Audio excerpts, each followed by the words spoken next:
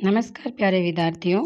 जैसा कि आपको विदित है, हमारे यूट्यूब चैनल पे हमने हिंदी साहित्य का संक्षिप्त इतिहास पुस्तक चला रखी है और आने वाले सभी एग्ज़ाम्स के लिए महत्वपूर्ण है। साहित्य के बच्चों के लिए खासकर उपयोगी क्लासेज हैं और यह जो पुस्तक है इसमें जो भी कंटेंट दे रखा है एकदम शुद्ध और साफ दे रखा है। आने वाले सभी टीचिंग एग्ज़ाम्स के लिए ये कंटेंट बहुत इम्पोर्टेंट है। तो चलो आज पढ़ते हैं और जो क्वेश्चन पहले से आए हुए हैं और आने वाले उसका मैं आपको बताते चले जाऊंगी और आपको नोट करते रहना है। ज़्यादा टाइम वेस्ट ना करते पढ़ते हैं।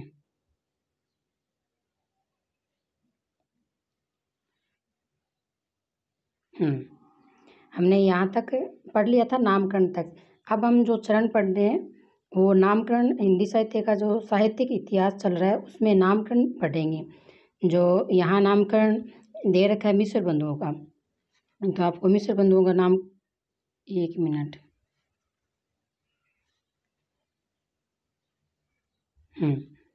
यहाँ जो नामकरण दे रखा है मिश्र बंधुओं के द्वारा, जो मिश्र बंधु विनोद में इन्होंने पहली बार मिश्र बंधु विनोद में काल विभाजन किया था। वैसे तो गिरीशन ने भी काल विभाजन का प्रयास किया था, लेकिन वो ज़्यादा इम्पोर्टेंट है, ओके यहाँ इम्पोर्टेंट है। प्रथम बार दोहरे खंडों में इसका प्रयोग किया था। तो पूछ सकता है एग्जामिनर कि भाई सबसे पहले हिंदी साहित्य इतिहास को दोहरे खंड में विभाजन, काल विभाजन किसने करना चालू किया था? तो उनमें है मिश्र बिंदुओं के द्वारा। ठीक है, मिश्र बंधुओं के द्वारा ध्यान रखना है। दोहरे कालखंड का इस बात का विशेष ध्यान रखना है। काल विभाजन का तो क्रिएशन ने और दोहरे कालखंड का मिश्र बंधुओं ने। आरंभिक काल को दोहरे खंड कैसे होते हैं? जैसे आरंभिक काल, माध्यमिक काल, अलंकृत काल, परिवर्तन काल, वर्तमान काल। और इन्हीं को आरंभिक काल को क और ख भाग में बांट रखा है, इसी को दोहरे खंड कहते हैं। जैसे पूर्व आरंभिक काल 700 से 1343 ईस्वी, उत्तर आरंभिक काल 1314 से 1444 ईस्वी, सॉरी विक्रम संवत है। आपको बता दूं विक्रम संवत है, यानी ये मान लो एक ये यहाँ 0 है और ईसा मसीह थे उनके जन्म से पहले जो काल है वो तो विक्रम संवत है माना जाता है। क्या माना जाता है? विक्रम संवत है। और तो यह है 57, ठीक है।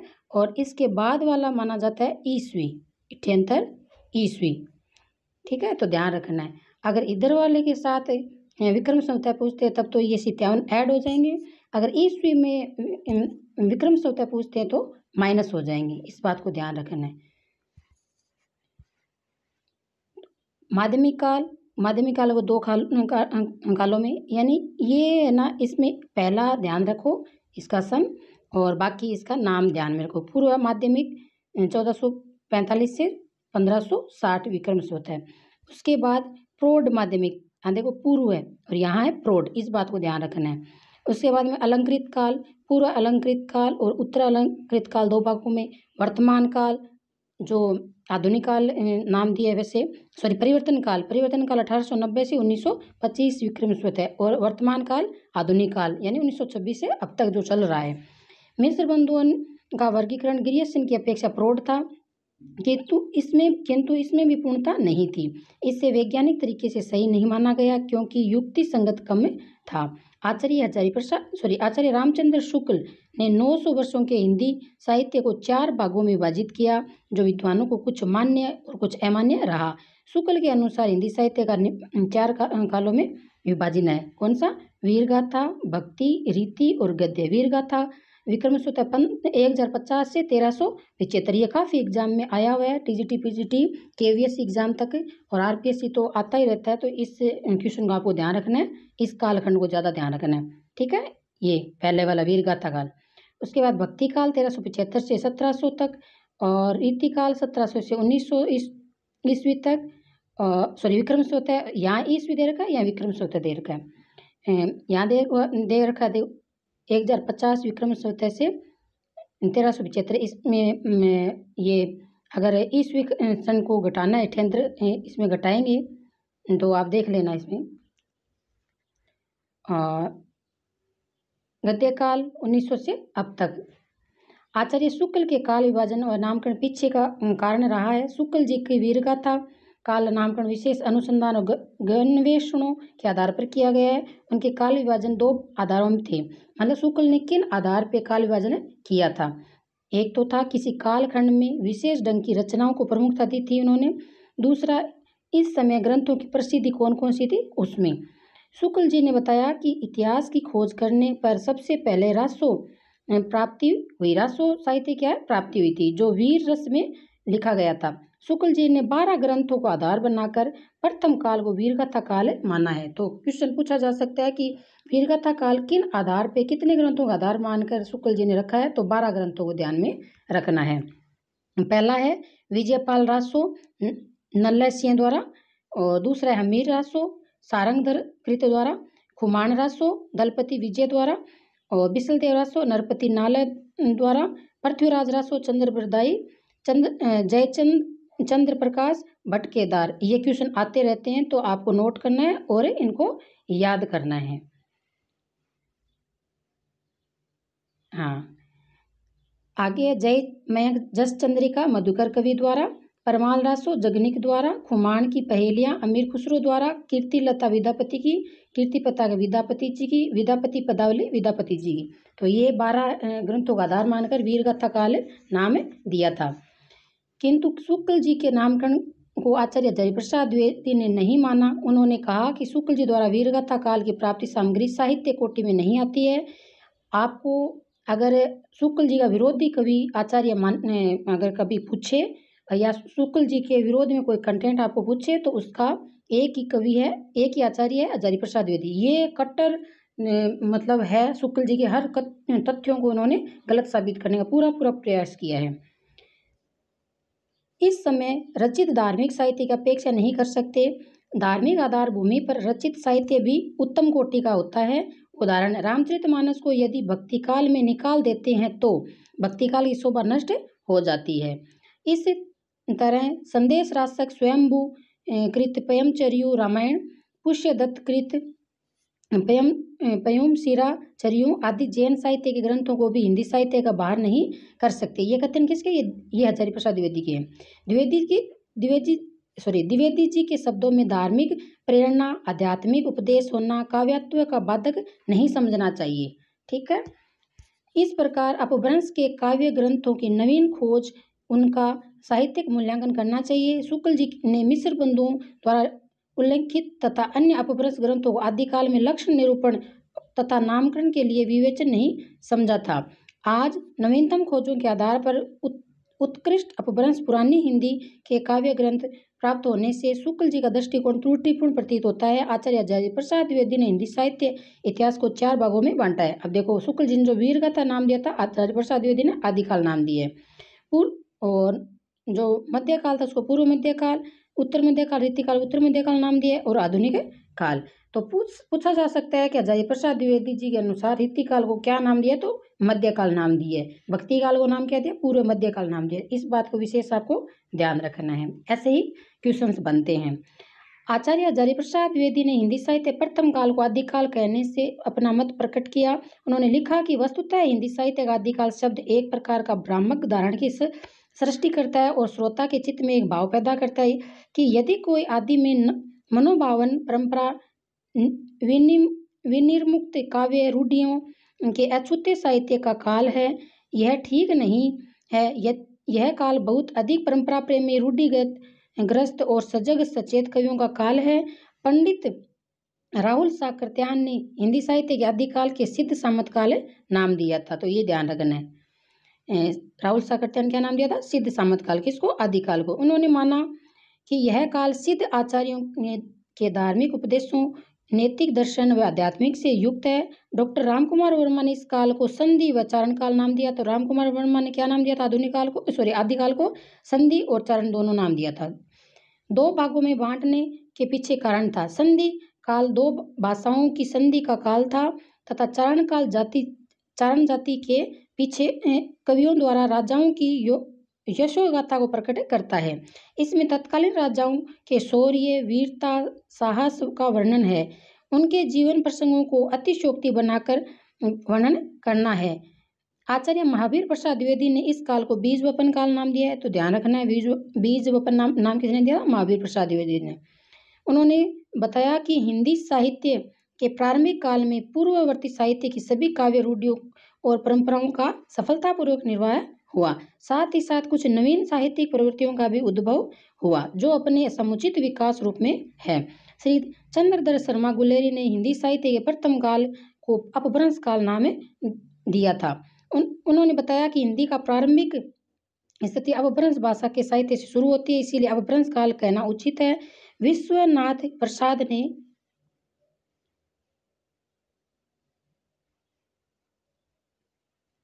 मिश्र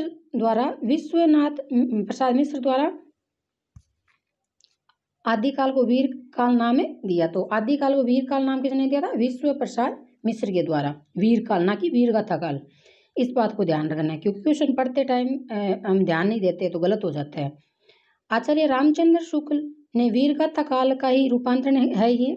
डॉक्टर नगेंद्र ने अपने हिंदी साहित्य के इतिहास में काल विभाजन और नामकरण सामान्यतः इस प्रकार दिया। ये डॉक्टर नगेंद्र के द्वारा है। आदिकाल 7वीं शताब्दी के मध्य से 14वीं शताब्दी मध्य तक, भक्तिकाल 14वीं शताब्दी से मध्य 17वीं शताब्दी तक, रीतिकाल 17वीं शताब्दी के मध्य से 19वीं शताब्दी के मध्य तक, आधुनिक काल 19वीं शताब्दी के मध्य से अब तक। और आधुनिक काल को 5 काल खंडों में किसने बांटा है? नगेंद्र ने। कौन कौन से?